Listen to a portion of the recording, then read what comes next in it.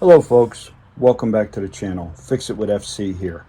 I had a viewer request on to show how you change the spark plugs in this Ridgid generator. It has a Yamaha engine and it's 6,800 running watts. Now, there are a few things you need. Is first, the manual calls for an NGK BPR4ES. So you got to pick yourself up one of them. They're only about $250 at AutoZone. You need yourself a feeler gauge. Okay, this is the old type, and this is the one you can keep right on your keychain. Either one matters not. Now, when you got your generator, you got this spark plug wrench. Okay, but I'll be very honest with you. I go for the old ratchet wrench and my own made breaker bar. So let's get down to the brass tacks and get this job done. Okay, as you're standing in front of the unit, as you can see me doing here, it is on the left side. So you just come right down here.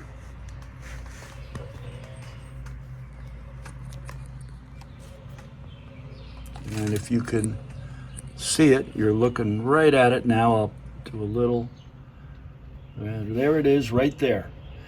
Now, the first step is you have to disconnect it.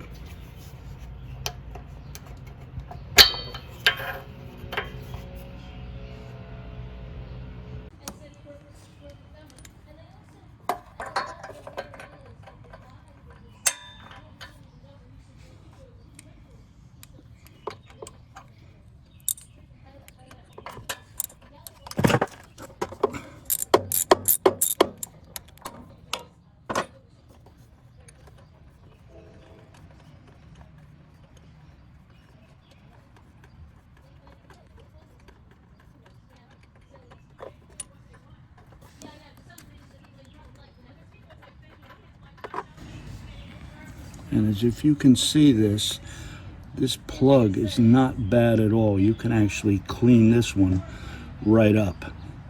Okay, so we're just going to check this with a feeler gauge, and it is supposed to be, according to the manufacturer, 28 thousandths to 31. So I'm going to go with 29.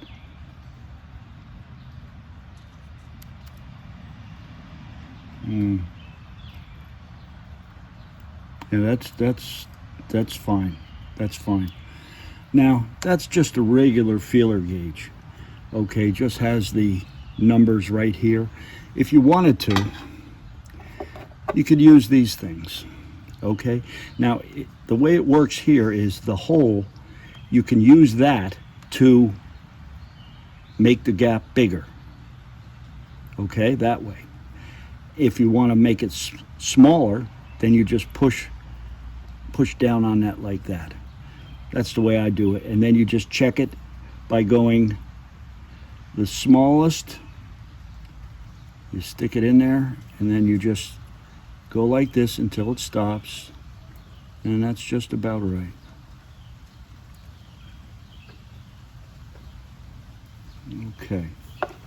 Okay, so the next thing we're going to do is we're going to reinstall this, because this plug is not bad. But as I said before, have a couple of these, because if your power goes out for 2 or 3 days, you never know when you'll need a spark plug. And I think it's very, very something that people neglect. Okay, so I'm just going to reinstall this in reverse, and then we're going to get on to the next project, which is right over here. Okay, this is the spark arrestor. Okay, and actually mine looks perfect. Okay, let me just get you a little light on there. Okay, it looks really good. There's nothing on there. If it was, you would just take a little brush and lightly take it off. Okay, but this is not necessary at this time. And what I do finally, before I put the plug in, is if my generator is going to be stored for months before I start it, what I try to do is I put 2 squirts of 1030 oil in the cylinder, and then I just pull the pull starter to cycle it through and get the cylinders with a little oil. Just helps them, I feel it helps them not rust during inactivity. So I just go right in there, just 2 little squirts. That's all I do. And then what I do is I just come over here and I just give it a nice little pull.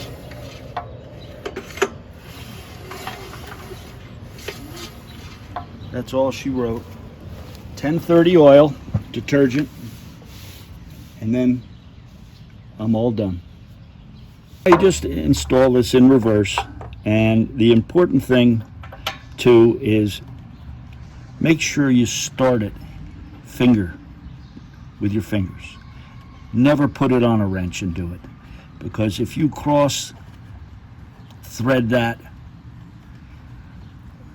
there is trouble to be had. So you just start it until it hits the bottom, and then you snug it up to manufacturer's specifications. Can't go wrong just snugging it up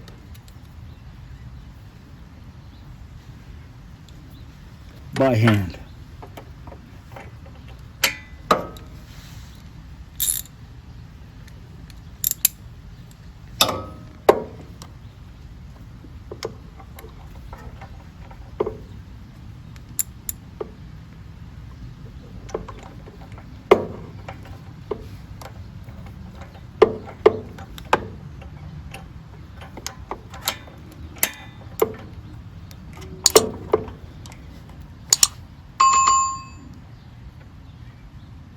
And there you go. Put the cap back on.